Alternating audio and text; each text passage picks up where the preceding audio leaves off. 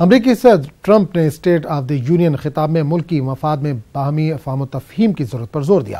इन्होंने सियासी तफरीक और पार्टी सतह से ऊपर उठकर इत्तेहाद और ताउन की बुनियाद पर मुल्क के मफाद में कानून साजी करने की बात कही। उन्होंने अमरीका को गैर कानूनी इमिग्रेशन से निजात दिलाने का अहद किया।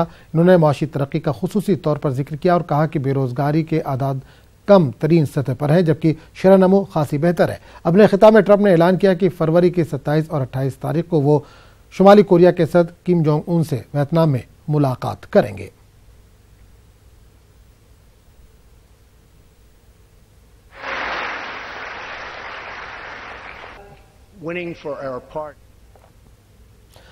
खबरनामे में फिलहाल इतने। अगले बुलेटिन में आपसे फिर मुलाकात होगी।